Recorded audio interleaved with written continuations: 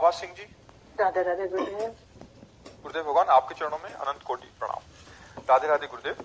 गुरुदेव, आपके श्रीमुख से हमेशा सुनती हूँ कि बहुत सारे जन्मों के गोदाम से शुभ और अशुभ कर्म निकालकर प्रारब्ध का निर्माण होता है, जिसको हमें भोगना पड़ता है। गुरुदेव, हमें ये समझ नहीं आया कि जब शरीर छोड़ने के बाद हमारी जीवात्मा को नरकादि यातनाएं सहनी पड़ती हैं अपने कर्मों के अनुसार, तो इसका अर्थ है कि हर बार मृत्यु के बाद उस जन्म के कर्मों का निपटारा हो जाता है, तो कर्मों का गोदाम कैसे नहीं, पूरा निपटारा क्या होता है? एक कत्ल किए ना तो पूरे आजीवन कारावास आपको मिला एक कत्ल करने के बाद। तो यहाँ तो एक ही खुला ना, लेकिन वहां तो एक एक चेष्टाएं आपकी पता है ना। आपने जो स्वप्न में, जागृत में, सुषुप्ति में, तो वो एक एक चेष्टा पता है। अब उसमें मानसिक, शारीरिक, वाणी के द्वारा एक एक अपराध है।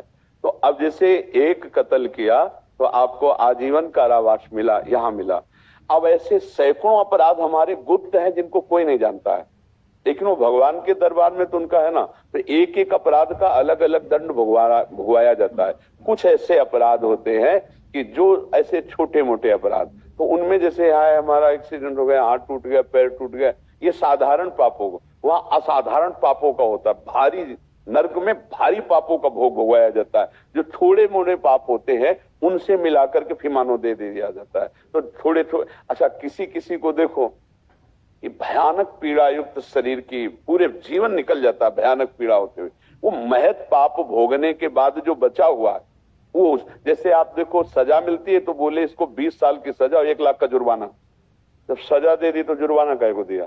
विधान है। सजा हुई नरक में और जुर्माने में ये पॉइंट जब मनुष्य शरीर दिया गया तो रख दिया गया 20 साल में एक्सीडेंट होगा, पैर टूट जाएगा, ये उसका हिसाब हो। हमारे भगवान के न्याय में इतनी भी चूक नहीं है। आप ये पक्का समझ, किसका प्रश्न है? हाँ, इतनी भी चूक नहीं है। और पूरे जीवन में आपने एक पाप नहीं, लाखों पाप किए हैं जिनका आपको ज्ञान है और ज्ञान भी नहीं है। कुछ अज्ञान में हुए और कुछ ज्ञान में हुए, और जिनका कोई दंड आपको नहीं मिला है उनका दंड आपको भोगना पड़ेगा। वो सब स्टॉक में जमा हो रहा है। वहां ऐसा थोड़ी कि भूल भुलैया हो गई। कोई ऐसा शरीरधारी नहीं है जो भगवान का प्रेमी और भगवान का अवतारी पुरुष है, उसकी बात नहीं करता। नहीं, सबसे कुछ पुण्य और कुछ पाप बनते हैं। कुछ पाप होते, जैसे हमने किसी को अभी छेड़ा और खुल गया तो उसकी सजा होगी। किसी माई बहन को छेड़ा, ऐसा लाखों बार हो चुका है लेकिन खुला नहीं है, तो वो एक बार हमारा केस कोई खुल गया तो उसकी सजा क्या होगी? बोले नाबालिग के साथ ऐसा किया, बोले फांसी की सजा। लेकिन ऐसा 50 बार अपराध किया जो नहीं खुला है, अब वो दंड, वो तो मिलेगा ना दंड। बोले भगवान के दरबार में न्याय, ये क्या न्याय? हमने तो कोई गलती नहीं की, जैसे बिना किसी गलती के दंड मिल रहा है। तो तुमने वो गलती की है जो कोई नहीं जानता है, वो दंड कर्म आकर के अब इस रूप में दंड देगा जा, तुम्हारी कोई गलती नहीं, वहां फंस जाओगे और वहां तुम्हें पीड़ा सहनी पड़ेगी। अवश्य में भोक्तव्यम कृतम कर्म शुभाशुभम। तो अगर इसी जन्म का देखो, बचपन से अभी तक, और ईमानदारी से जितना ध्यान है उतने को देखो, क्या उन चेष्टाओं का दंड नहीं है क्या? तो क्या वो फिर चली गई क्या? खुली नहीं है। हम हो, आप हो, ईमानदारी से, सच्चाई से देखो। सीधा वृंदावन में बैठे हो, इतनी गलतियां हुई हैं कि अगर आपके सामने न्यायाधीश बनाकर आपको बैठाला जाए कि आपको इनका, तो आप कहोगे अच्छा मैं अपराध है, दंड मिलना चाहिए, मुझे मिलना चाहिए। अगर सच्चे हृदय के हो तो स्वीकार कर लोगे। हमारे भगवान कितने कृपालु हैं, इसके बाद भी अवसर दिया है आपको, अब भी भजन कर लो, अब भी उनको नष्ट कर सकते हो जो इसी जन्म में हुए हैं। और भजन के द्वारा तो पूरे गोदाम पे आग लगा सकते हैं। हम तो हम स्वर पापेभ्यो मोक्षयिष्यामि मा शुचा, यही समझाने के लिए तो सत्संग हो रहा है कि ये जन्म तुम व्यर्थ मत जाने दो, अब अपना काम बना लो। लेकिन यहाँ काम बनाने की जगह और बिगाड़ते चले जा रहे हैं, स्टॉक पर स्टॉक रखते चले जा रहे हो। बड़े खुशी की कोई नहीं जानता है भैया, यहाँ कोई जानने ना जानने का मतलब नहीं। जिसको जानना है वो निर्णायक तुम्हारी एक एक बात को जान रहा है। भजन करो, कर्मों को भोग लो और कर्मों को भस्म कर दो, ये मुक्त होने का अवसर है। और अगर इसी में हम नए नए कर्म, पाप कर्म करते रहे तो ये जो अवसर मिला है इसका लाभ नहीं मिल पाएगा। हिसाब किताब में 1 सेकंड की भी चूक नहीं है, पक्का समझ। 1 सेकंड भी जो तुम कर रहे हो उसका फल तुम्हें मिलेगा। यहाँ तुम आए हो तो जब से आपकी सुधि हुई तब से मृत्यु तक का पूरा हिसाब होगा।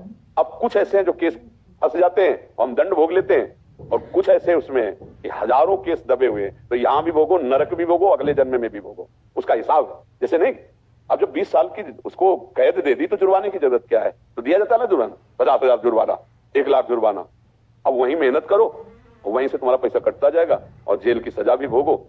कर्म है, एक कर्म है 10 मिनट का व्यभिचार, उसकी सजा एक कर्म है। 10 मिनट में क्रोध को कंट्रोल नहीं कर पाए, हिंसा बन गई आदि। ऐसे कितने गुप्त पाप हैं जिनको कोई नहीं जानता, तो उनका दंड हमें भोगना पड़ता है। और ऐसे बहुत जन्मों में अपराध हो चुके हैं, बहुत से पाप हो जाते हैं जो जान करके होते हैं। किसी भी जीव की हत्या करना पाप है ना। ये जो मुर्गा मुर्गी बकरी बकरा खा रहे हैं, पाप नहीं हो रहा। शराब पी रहे हो, मांस खा रहे हो, पाप नहीं हो रहा। आप विचार करके देखिए, आपके लिए क्या शास्त्र आज्ञा करता है कि आप ये पाइए? आपके लिए 56 प्रकार के भोग है, सुंदर सुंदर भोग है। तो हम लोग मनमानी कर रहे हैं ना, लेकिन आप गौर से देखिए, अगर तुम्हें शास्त्र का ज्ञान हो जाए तो अभी थर्रा जाओगे कि इस पाप का इतना बड़ा दंड, इस पाप का इतना बड़ा दंड। देखो ना, 10 मिनट उसने गलत किया, आजीवन बर्बादी जेल में।